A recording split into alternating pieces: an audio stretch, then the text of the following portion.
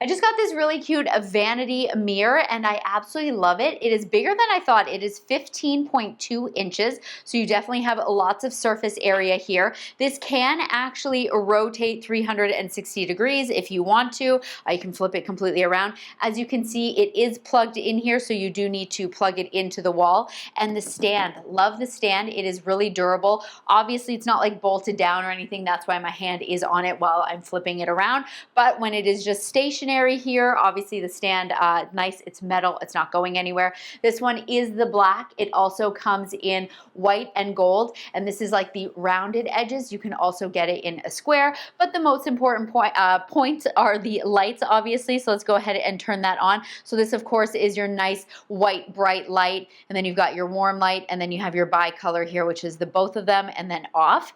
And I believe, so let's check, this might be the brightest, so you just need to hold it. So as you can see, okay, so it's starting to dim now. So then that's really light, and then you take your finger off and then hold it again, and then it's gonna get nice and bright, which is really cool. And you can do that for each of them as well. You just have to hold it down. As you can see, it's fading.